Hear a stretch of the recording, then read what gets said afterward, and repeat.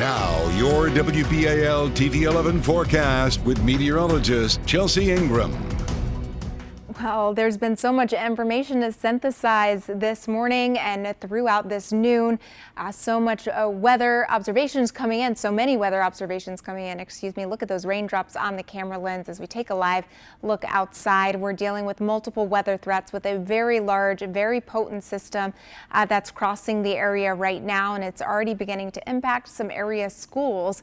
As we look at radar, notice that we are dealing with steady rain across the region, and then in western Maryland, ongoing steady snowfall. That's been going on since early this morning, and they're expected to, by the time it's all said and done, pick up about 8 inches in areas where a winter storm warning is in play there. But this will also be transitioning into rain as the system crosses the area. So steady rain across central Maryland, but the rain's expected to pick up in intensity as we head into this afternoon, especially this evening and tonight. Let me show you what I'm talking about here on Futurecast. So take a look at this with me. Notice as we fast forward in time, just after the lunch hour, we deal with some heavier downpours that swing on through. There's a little bit of a lull in the action. This happens between 4 and 6 p.m., a lull in the rain. But the strongest part of the system located back here, moving through the panhandle of West Virginia, Northern Virginia, that's going to be swinging through between about 6 and 9 o'clock this evening and tonight. And this is when some of the strongest winds are slated to arrive and downpours as well. It does get out of here by about 10 o'clock, moving over onto the eastern shore and then the Delaware Valley. From there, we taper to showers, but the winds are unfortunately going to be sticking around.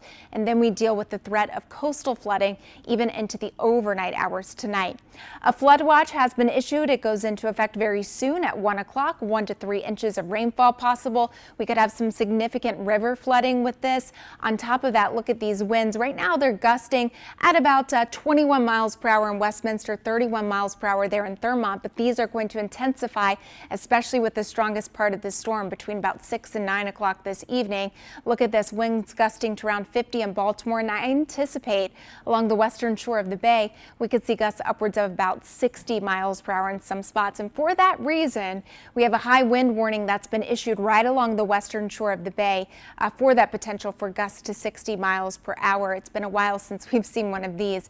Temperatures right now are in the 40s, 47 Baltimore. Believe it or not, the numbers are going to be rising even as we head into the latter part of the day today, perhaps even climbing into the upper 50s. That's some of the latest model data.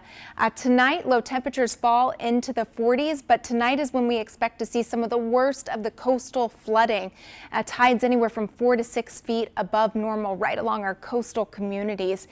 Next high tide in Annapolis just before 4 o'clock. Next high tide, Baltimore at Fort McHenry right around 5 o'clock. Here's a check at your 7-day forecast. We do quiet down heading into the middle of the week. Thursday looking a lot better. Another chance for rain late Friday. We'll discuss this coming up in a few minutes.